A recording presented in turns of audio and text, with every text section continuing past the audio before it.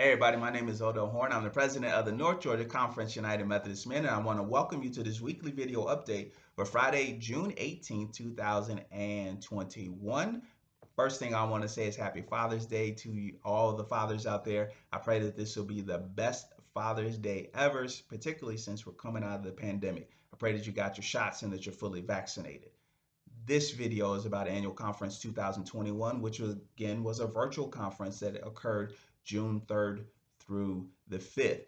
There were a couple things that happened. The first was the resolution to support the protocol for grace and reconciliation through separation passed by a vote of 759 people for and 414 people against. Second, 8 churches closed during the year and no churches were planted. Now, some of you are like, okay, Odell, you're getting into the weeds. Of course, there were no churches planted during the pandemic. Well, you're wrong. Hillsong's church in Sydney, Australia planted a church in Atlanta in March of this year, and Sam Collier is the pastor. And they were not the only church that was planted during the pandemic. I attend Impact Church, which was a church plant in 2007. And that year, they also planted Quest Church as well as the Vine.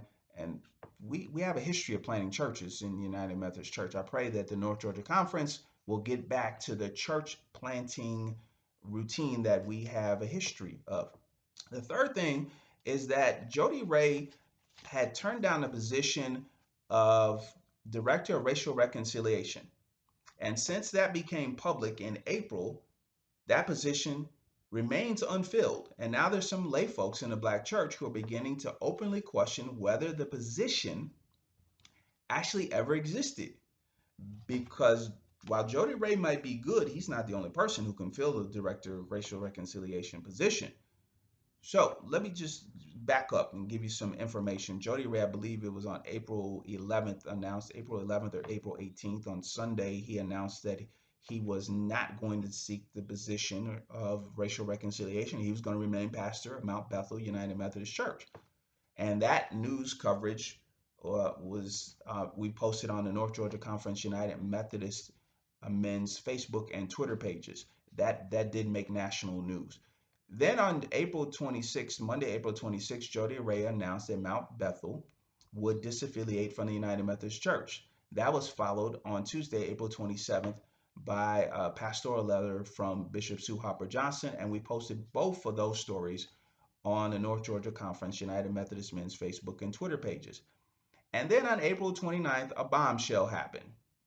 We posted an open letter from the Reverend Candi Dugas to the United Methodist Council of Bishops, as well as the General Secretaries of the United Methodist Church, detailing racial discrimination in the North Georgia Conference. Candi had actually posted this open letter to the Council of Bishops and the General Secretaries of the United Methodist Church on April 27th, but we decided, yeah, we're going to hold off and posting that. And then I decided, yeah, let's just post it.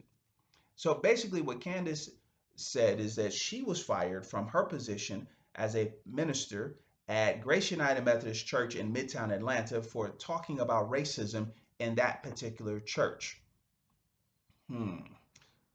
So Candi decided that she would appeal the decision of her firing, and she went all the way up to the Episcopal office, which is held by Bishop Sue Hopper Johnson. And when she did not get a response or a favorable response, she filed a lawsuit with the Equal Employment Opportunity Commission.